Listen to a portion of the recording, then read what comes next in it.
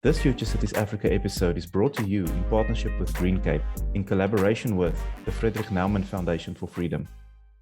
GreenCape's Alternative Service Delivery Unit, or ASDU, is working with different informal settlements to improve their access to basic services. In doing so, the ASDU hopes to ensure that all stakeholders in a city transition from merely surviving are able to adapt in the face of acute shock events and thrive despite enduring chronic stresses. The ASDU worked with community leaders in Freedom Farm and Malawi Camp, informal settlements on Robert Sobukwe Road in Cape Town, to facilitate asset-based development, modern community participation.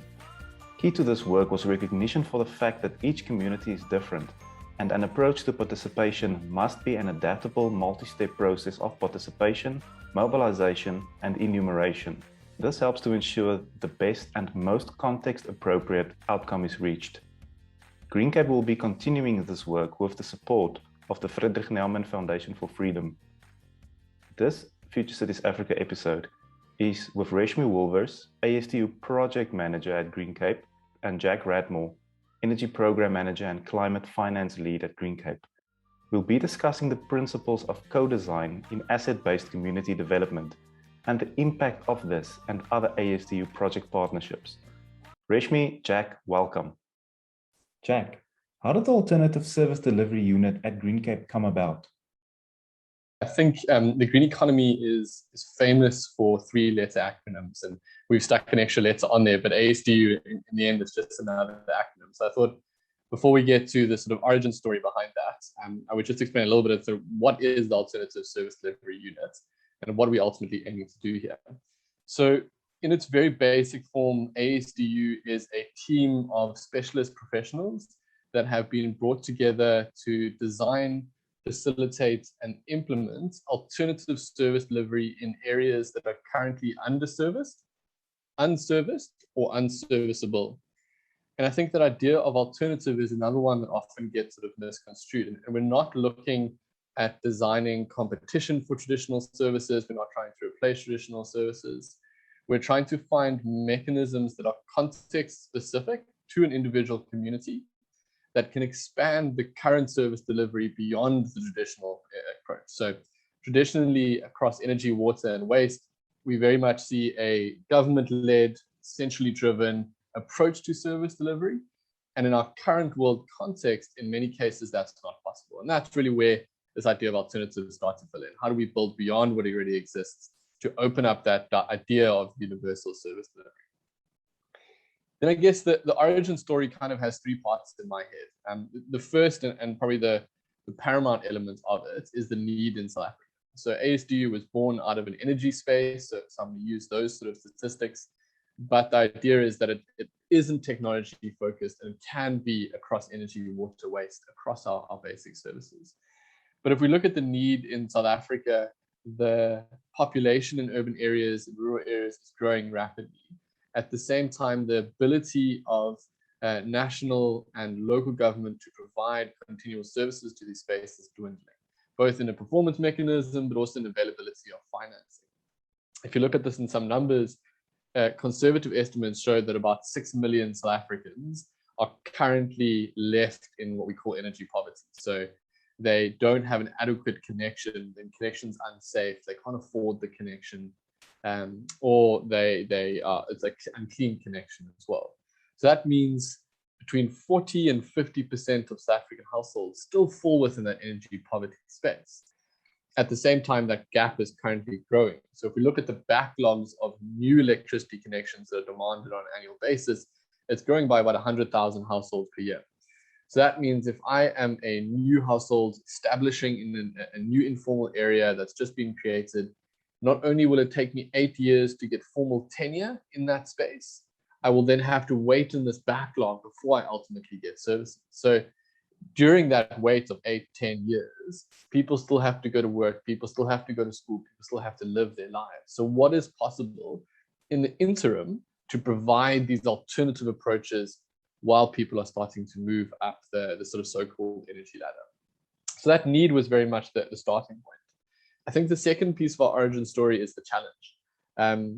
We are quite competitive as a team, and no one has gotten this right in South Africa. There have been many attempts, and it's worked really well in the rest of the continent, and it's worked really well overseas. But no one has yet been able to break this market in South Africa to understand what are the real challenges, what are the real opportunities, and what's needed to make it work. So that challenge of taking on something new for us was another big one. And I think the last one, and probably the real one that broke the camel's back, to say, was an argument in the office.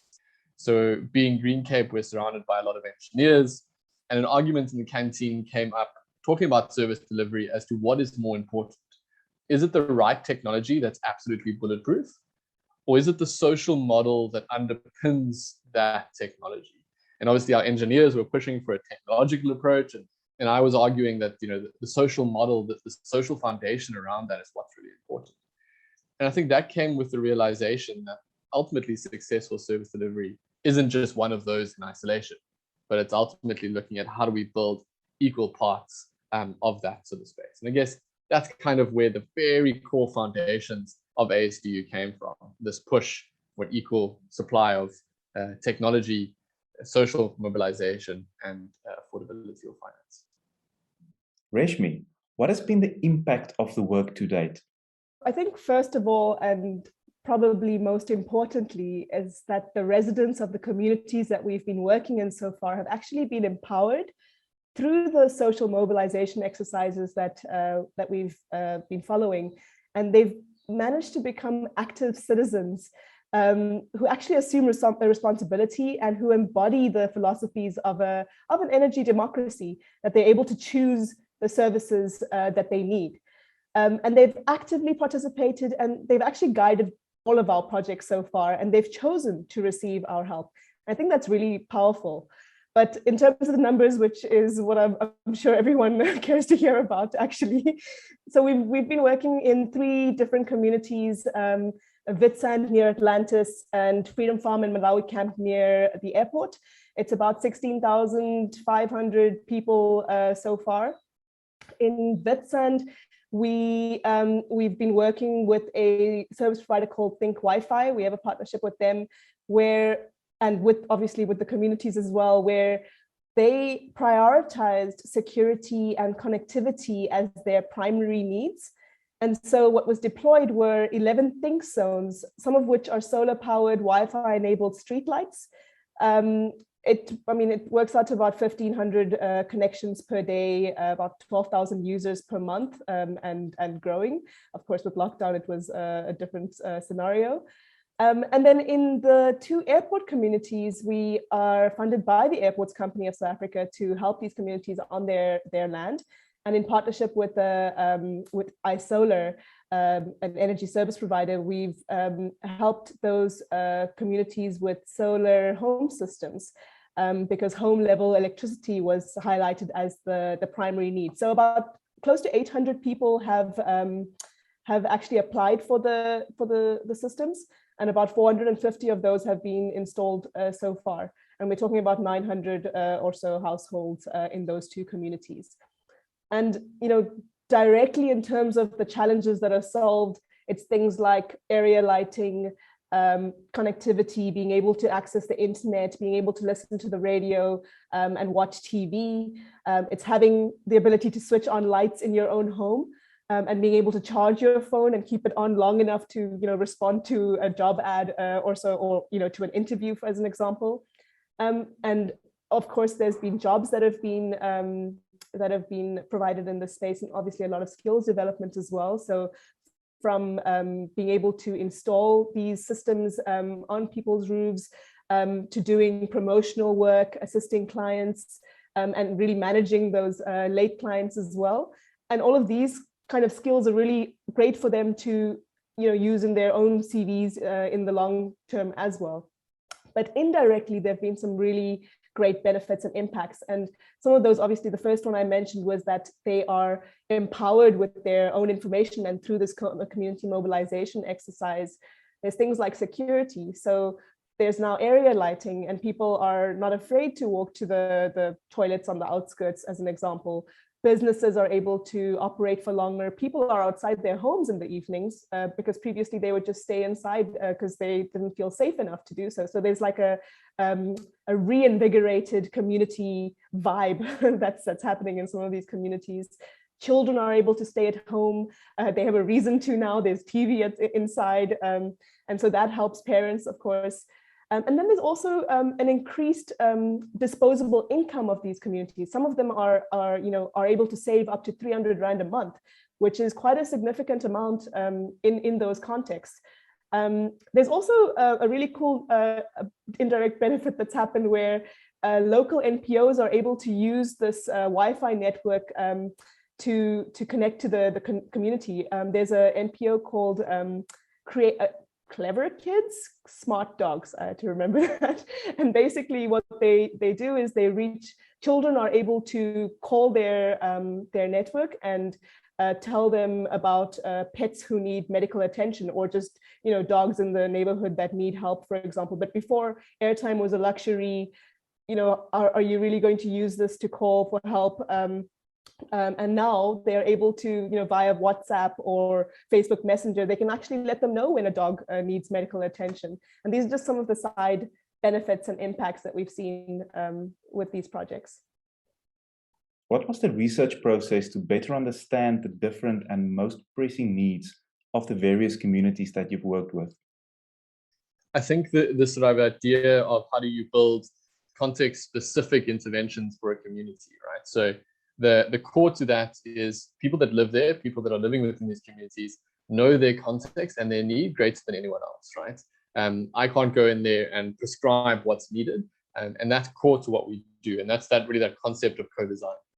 Secondly is this context of being sort of context-specific intervention, so understanding that there are specific characteristics of an area that make it more or less viable for a specific intervention, right? So once you have gone through the social mobilization element, you've gone through a full enumeration with the community, where that enumeration looks at spending patterns, it looks at income, it looks at currently service delivery levels, it looks at skills levels.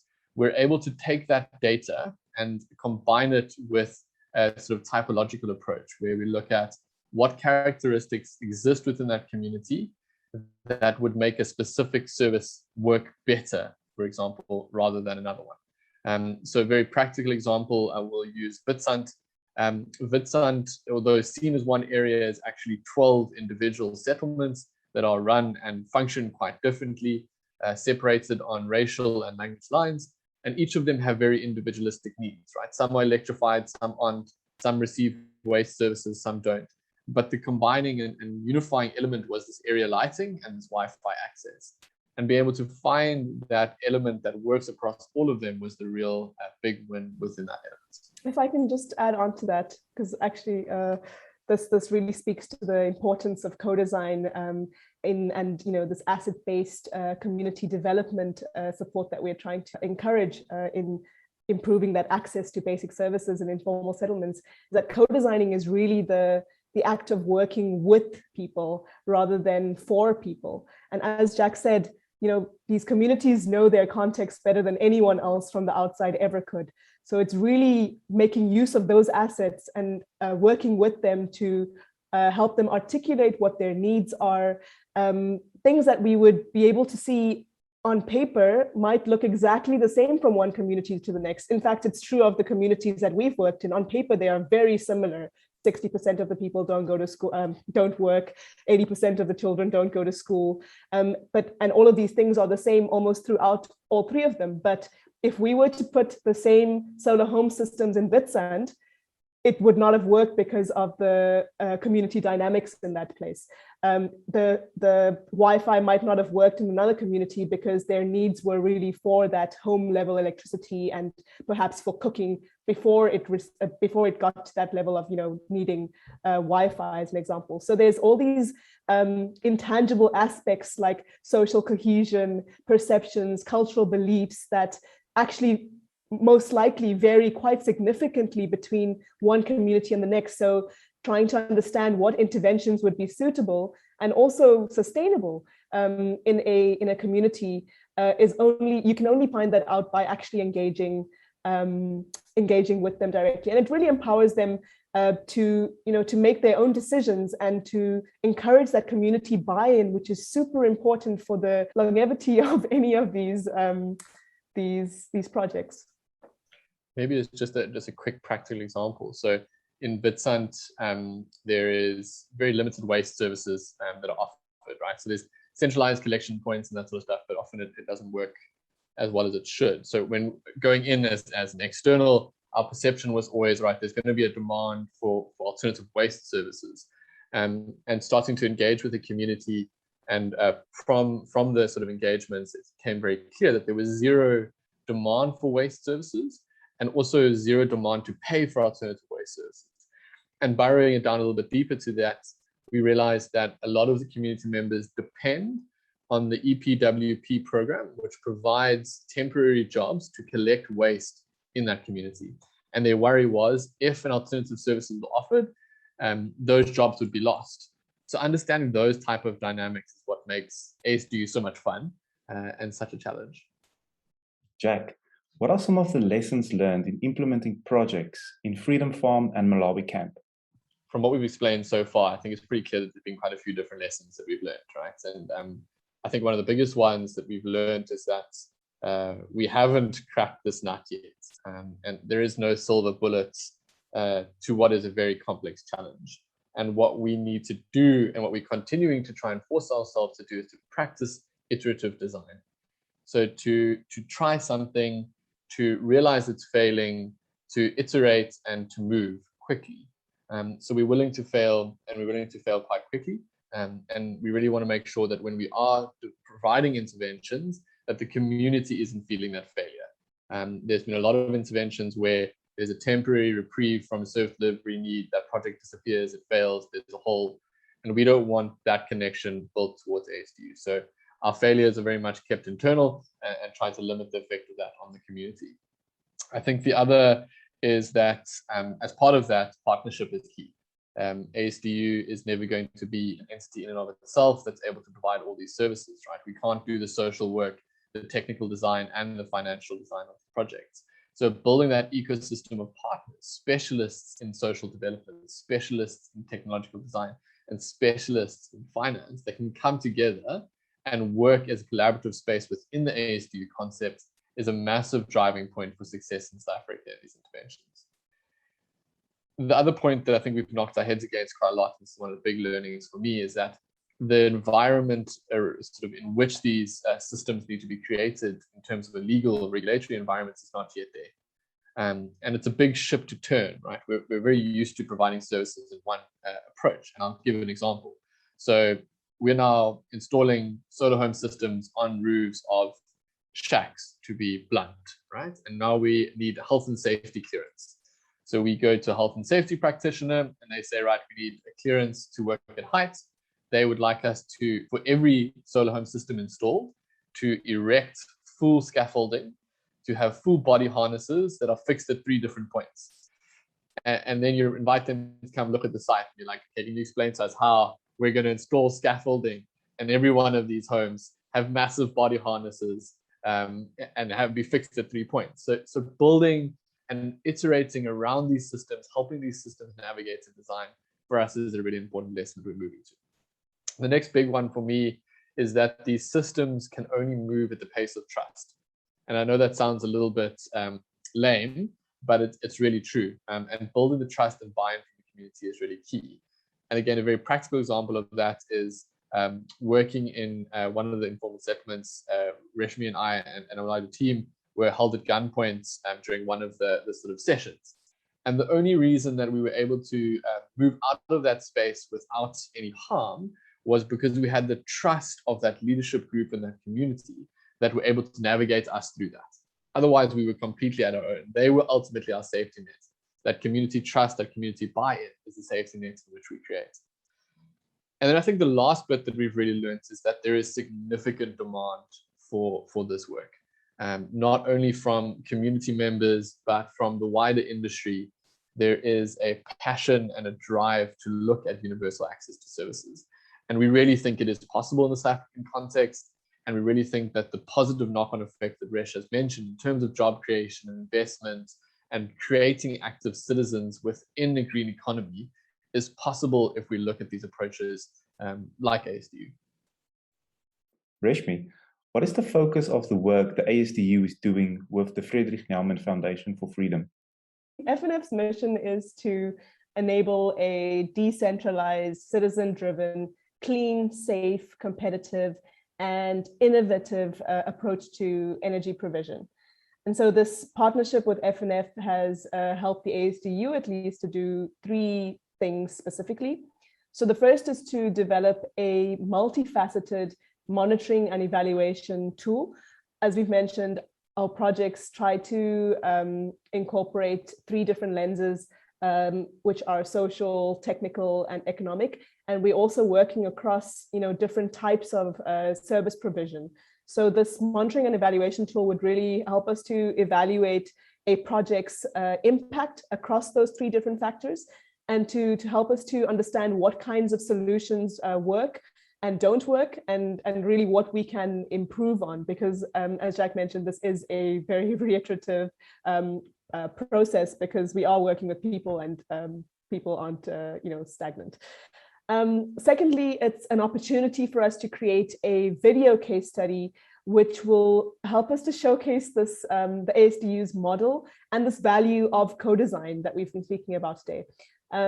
It's what has been happening in the communities that we've worked in so far, and showing who the awesome partners and people are that we've been engaging with. And it really gives us an opportunity to, firstly, to widen this reach of innovative service delivery models, and also this democratic co-design approach that we've been following, and to show it really to those decision makers in government and private sectors, so that they can make better informed decisions on basic service delivery in informal settlements. And also, secondly, to reach more citizens of communities who want to empower themselves with these alternatives. And then lastly, which is closely linked to the second one, is the opportunity to develop content for a training module, which aims to help or capacitate those key decision makers across government and business who are responsible for service delivery, to really understand what alternative energy or alternative water and sanitation or waste-related service delivery in informal settlements really entails. So from the different approaches, the principles, the values and techniques, to what the actual challenges and barriers are in these communities, and also the opportunities that are out there to achieve that social and economic impact which is sustainable in these communities. Jack, what does the ASDU hope to achieve over the next few years? Yeah, I guess so. We do have what we like to call our big, hairy and audacious goal. We made it in 2018, and I think it felt really far away. In 2021, or almost the end of 2021, it's feeling a lot closer. But what we aimed for in that early days was a mission to improve the lives and livelihoods of 100 impoverished South Africans through the ASDU service by about 2025. And as I said, like in 2018, that felt really far away. But it's much closer now. I think in the short term, we really want to try and adapt this model to allow for the integration of energy, water, and waste services, being able to build that space. And then ultimately, one of the largest stumbling blocks for companies operating within the service delivery space is the availability of affordable and patient capital. So there are a number of SMEs that are providing services, solar home systems, cooking appliances, waste services, but their access to capital is really difficult. So one of the goals of ASDU is to become a mechanism through which finance can be provided to these companies as well. So ultimately, we'd like to play that connecting and financing role, and perhaps starting to access some larger DFI capital that can flow through ASDU or through sort of CPI type capital as well. How important is stakeholder collaboration when it comes to implementing alternative service delivery? What more can be done to improve it? And what is the role of local government in this space? Stakeholder collaboration is quite a broad concept, and something that's kind of integral to our work. It's also thinking about who are stakeholders in this ASDU program. So of course it relates to the government and the public sector. It relates to the businesses and the service providers who are working in this space. It relates to the funders, but it also relates to the people that are receiving these services in our case, because we engage them quite closely when we are trying to determine the right solution for the problem or the need.